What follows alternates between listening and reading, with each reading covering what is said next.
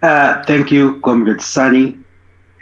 Thank you, Comrade Mudiora. Thank you, Comrade Kasmail, and every other comrade on this space.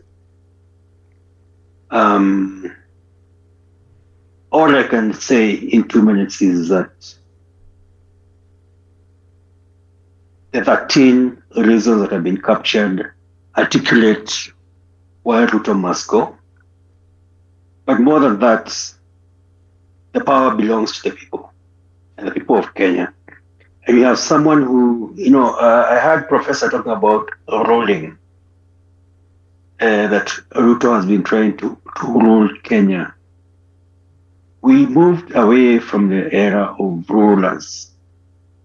We are supposed to be having leaders. If someone thinks that they can rule people in the 21st century, Kenya is not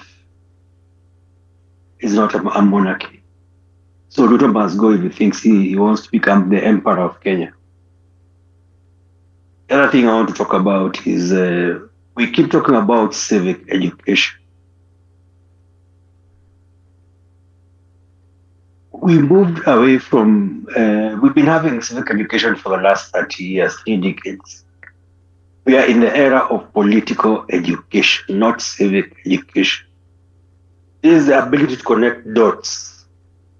Why the price of this and that is this way, why the cost of education is high, why parliament is failing Kenyans and is not representing us, why we must reject finance bill. And that is political education. It's connecting the dots. It's connecting how the decisions that are made by MPs and other elected leaders affect us. And that is what we need to focus on, not civic education, but political education. And Ruto must go because is totally disconnected from what is happening to Kenyans.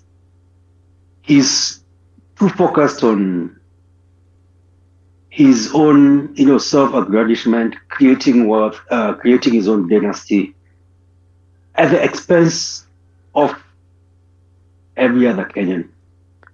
It's very clear from economists that we have enough resources in every budget. The last 3-4 budgets, we've raised enough resources to fund not only Kenya, but the East African region. Yet we keep increasing our budget and we keep borrowing so that we can loot. This cannot go on and it should not go on.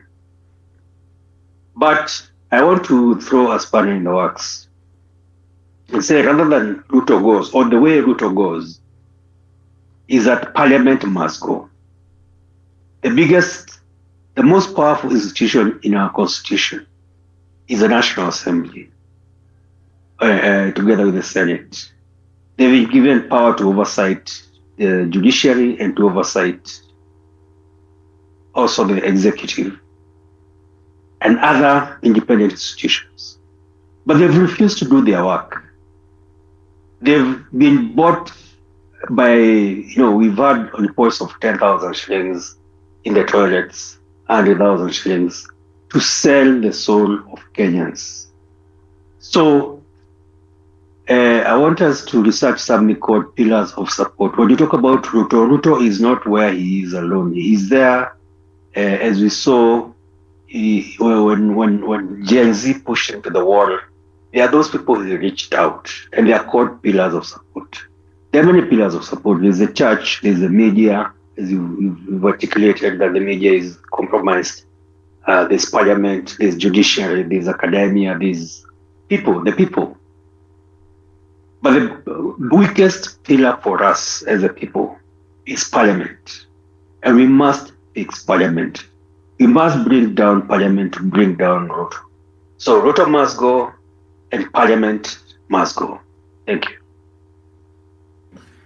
Thank you very much, Mwalimu Mutemi Kiama, even as you speak about political education. And yeah, this is truly the era of political education, and we have seen an uprising because of the political consciousness and connecting our socioeconomic factors to what is happening politically, and for us to also ask for integrity. Just before I call on the next speaker, I will just read again the 13 reasons why Ruto must go. And this is a document from the National Coordination Committee of the Assemblies. And these are all the different people that have been on the streets that want a just Kenya, that we want to amplify the voices from the ground up and have a sovereign country. And of course, all of us who are here are welcome to come and join this Coordination Committee of the People's Assembly for us to do better for our country together, because umoja ni nguvu na utengano ni udhaifu. The first one is 13 reasons why Ruto must go now. Extrajudicial killings and mass of Kenyans. Two is the debt crisis. Number three is the unemployment crisis. Number four is violation of the constitution. Number five is subversion of state institutions. Number six is the disregard for the people's voice. Number seven is a puppet of foreign powers. Number eight is corruption and looting. Number nine is destruction of democracy. And number 10 is auctioning national assets. Number 11 is destroying healthcare and education. Number 12 is tribalism and cronyism. Number 13 is selling our land and natural resources. So these are the 13 reasons why we are saying Ruto must go now, because we want an alternative for our country and we want better leadership. I will now call on Kimani Nyoike. I'm just Nyoike to speak.